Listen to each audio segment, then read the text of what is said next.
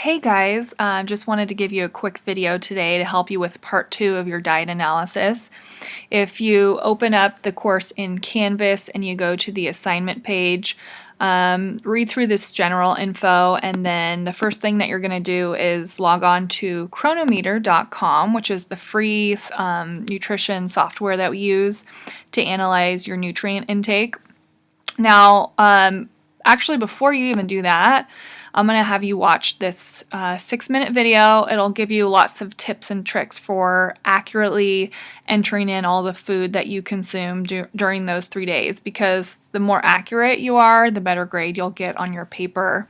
I've seen students type up a nice food log, but when it came to entering in all their food, there was a lot of stuff missing. It wasn't the right foods, and it really threw off the information in your nutrition report. So it didn't create a good report at the end.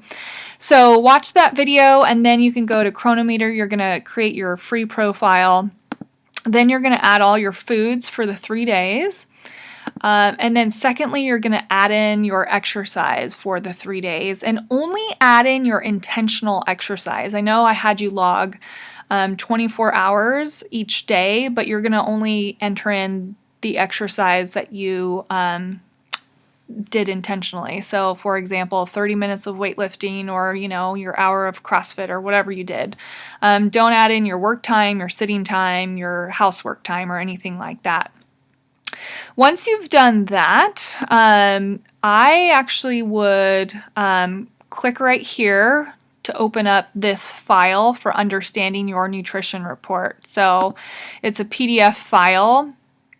So the first thing that you would do is click on the Settings tab and then export your data. And this is the file that you guys are going to turn in when you turn in your paper. So let's go find that. It's under Settings, and then you're going to scroll down, and then you're going to click on Export Data. Now you're going to click last 7 days, and this log only saves the last 7 days for free. So if you had entered in your log before that time, you're going to have to copy and paste to within the last 7 days in order for your work to be analyzed. So go ahead and click on Export Daily Nutrition. It's going to download a file. It's a .csv file. It opens up in the Excel program, and basically this is what you're going to turn in. I don't have all this information here, but it's going to provide to me that all of these nutrients were analyzed for credit. Let's see. So once you do that, go back to your instruction sheet. You're also going to go to the Trends tab and click on the Nutrition Report. And there's a couple of things I'm going to have you do in order to make your report uniform. So let's go to Trends. Let's go to the Nutrition Report. If you logged food today, you would want to include that, and then make sure this box says non-empty days, because we're not going to analyze the days in which you have no data. The other thing that you're going to do, let's see, go back to your instructions. Okay, you're going to just switch your macronutrient targets a little bit so that your goals are 20% protein, 55% carbs, and 25% fat. And then click on the box total carbs instead of net carbs. Let's see. Okay.